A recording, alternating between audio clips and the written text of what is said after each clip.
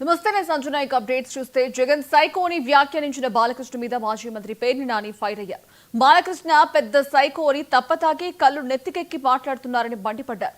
Assembly దగ్గర breath analyser పెట్టి మందు తాగారో లేదో చెక్ చేయాలని అన్నారు. సీఎంతో సమానంగా డిప్యూటీ సీఎం హోదాలో పవన్ చూసి బాలకృష్ణ తట్టుకోలేకపోతున్నారని విమర్శించారు. చిరంజీవిని జగన్ సొంత అన్నలా చూసుకున్నారని వ్యాఖ్యానించారు.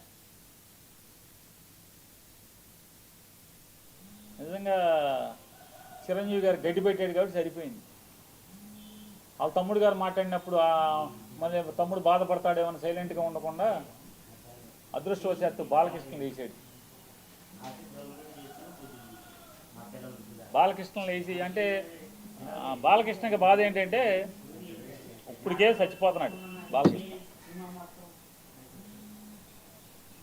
పవన్ కళ్యాణ్ ఉప ముఖ్యమంత్రిగా హెలికాప్టర్లో విమానాల్లో తిరుగుతాం, వాళ్ళ బాగా వంగి నమస్కారాలు పెడతాం. ముఖ్యమంత్రితో సమానంగా జామర్లు ఉన్న కారు, ముందు ఒక 3 పోలీస్ కార్లు, వెనక ఒక 10 పోలీస్ కార్లు. అసలు మామూలుగా పవన్ కళ్యాణ్ కారు దిగంగానే వాళ్ళ బావ కన్నా ఎక్కువగా ఒక 25 మంది పోలీసులు చుట్టూ సఫారీలు వేసుకుని తుపాకులు వచ్చుకుని ఒక 25 మంది పోలీసులు.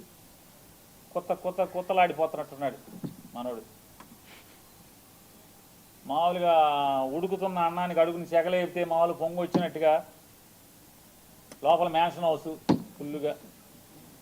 అసలు రాను ఏమైపోతుందంటే ఇట్లాంటి వాళ్ళ మూలంగా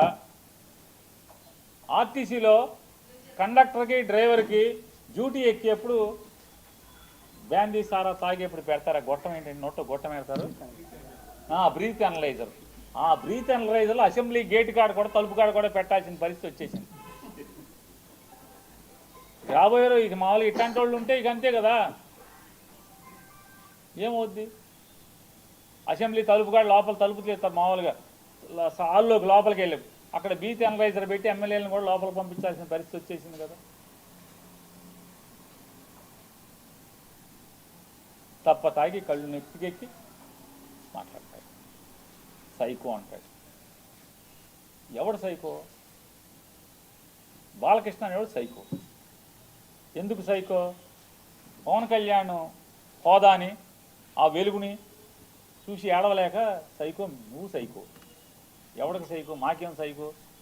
ఏం చేశాడు సైకో? సిగ్గు లేకుండా నేను కలవలేదని చెప్తావా?